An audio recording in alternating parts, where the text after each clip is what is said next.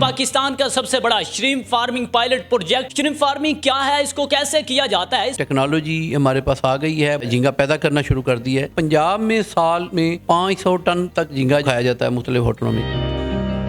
अस्सलाम वालेकुम नाज़रीन, उर्दू पॉइंट के साथ मैं हूं आपका मेज़बान शकील चिश्ती। नाज़रीन, पाकिस्तान का सबसे बड़ा श्रिम्प फार्मिंग पायलट प्रोजेक्ट का आगाज़ कर दिया गया। इस वक्त हमारे साथ मौजूद हैं डॉक्टर अंसर महमूद चट्टा साहब, जो कि डीजी हैं वाइल्ड लाइफ एंड फिशरीज महकमे के साउथ पंजाब के। इनसे हम गुफ्तगू करते हैं और जानते हैं कि ये कैसे फार्मिंग की जाती है। सर, ये बताइएगा, ये जो झींगा फार्मिंग की गई है ये किस तरह से की जाती है और इसका क्या तरीक़ाकार है? इसको झींगा मछली भी कहते हैं। ये पूरी दुनिया में बड़ी तेज़ी से मशहूर हो रही है। इसकी फार्मिंग बहुत सारे ममालिक अब कर रहे हैं। इसको बड़ी कामयाबी से हमारे करीब इंडिया में, बांग्लादेश में भी किया जा रहा है। इसके अलावा थाईलैंड में, इंडोनेशिया में और बहुत से ममालिक, एक्वाडोर, बहुत सारे ममालिक उसको कर रहे हैं। एक अच्छी मुनाफा बख्श ये फार्मिंग है। इसको वाइट गोल्ड भी कहते हैं।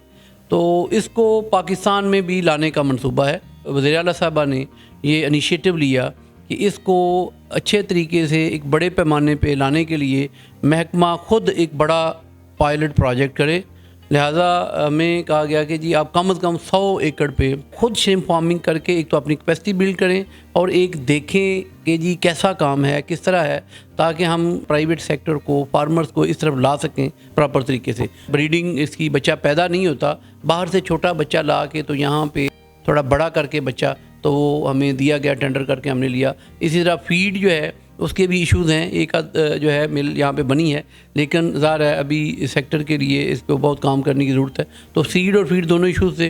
सर, ये बताएं कि ये झींगा कितनी मुद्दत में ये तैयार होता है? बच्चा तो हमने परचेज़ किया, वो हैचरीज़ बनेंगी प्राइवेट सेक्टर में और गवर्नमेंट में भी हम ट्राई करेंगे, अपनी हैचरी भी बनाएंगे। तो वो बच्चा बनने में तो 20-22 दिन का अमल होता है, लेकिन बच्चा जब आपको मिल जाता है तो आप उसे तालाब में स्टॉक करते हैं तो फिर ये 100 से 120 दिन की क्रॉप होती है। अच्छा सर, ये बताएं कि ये दूसरे ममालिक में इसकी कितनी डिमांड है और इसका ज़र मुबादला जो होगा वो किस? जी, ये बड़ा अच्छा आपने सवाल किया कि ये हम इसको कहते हैं, ये 100% एक्सपोर्ट कमोडिटी है। ऐसी हमारी क्रॉप है जो पूरी दुनिया में एक्सपोर्ट होती है और पूरी दुनिया में खाई जाती है। पाकिस्तान में कितनी मिकदार में इसकी डिमांड है? अभी तक क्योंकि हमारे पास जो है फार्मिंग का झींगा नहीं है, फार्मिंग पाकिस्तान में हुई नहीं।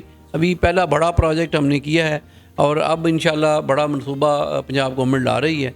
तो उसमें हमने जो है वो बनाया था कि 4000 एकड़ में स्टार्ट पे करेंगे। कल वज़ीर आला साहबा ने बड़ा टास्क दे दिया है कि इसको कम से कम आइंदा सालों में 1 लाख एकड़ तक फैलाएं, तो वो अल्हम्दुलिल्लाह आगे लेके चलेंगे। लेकिन पंजाब की अगर मैं बात करूं तो कम से कम पंजाब में साल में 500 टन तक झींगा जो है वो खाया जाता है मुख्तलिफ होटलों में यहाँ पे। ये बताएं कि इसकी फीड्स के हवाले से वो क्या तरीक़ाकार है? फीड एक तो यह है कि वो फीड बनाना भी बड़ी सर्टिफाइड किस्म की फैक्ट्रीज़ जो है, जो अभी बाहर से आती है, तो बहुत हाई टेक किस्म की जो फीड मिल्स हैं वियतनाम में है, थाईलैंड में है, जो इसे बना रही हैं। ठीक है जी।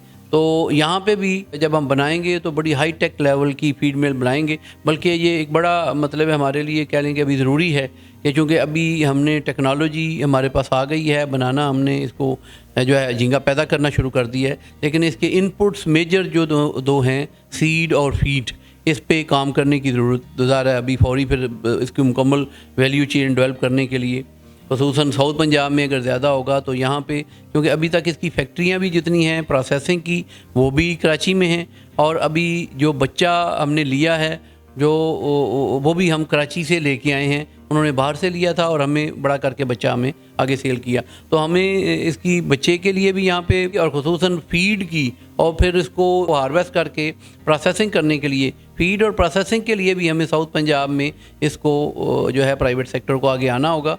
वो लेके आएंगे तो फिर इंशाल्लाह ये आगे प्रोग्रेस करेगी। इसको खुराक डालने का क्या तरीका था? खुराक जो है इसमें चूँकि बहुत छोटा बच्चा होता है तो स्टार्ट पे मतलब स्टार्टर, उस खुराक को भी स्टार्टर कहते हैं, बहुत बारीक होती है और वो पानी के अंदर आपको कश्ती में बैठ के या कश्ती नुमा किसी भी चीज़ में बैठ के तो पानी के अंदर जाके स्प्रेड करनी होती है। या फिर ऑटोमेटिक फीडर्स आ गए हैं कि वो खुद से स्प्रेड कर देते हैं। एक टाइमिंग आप लगा के, हाईटेक जो टेक्नोलॉजी अब लेटेस्ट आ रही है उसमें ये भी आ रहा है कि आप हर पॉन्ड में उसके पांड के साइज़ के हिसाब से उसमें 1 या 2 फीडर जितने लगेंगे ऑटोमेटिक फीडर लगा दें।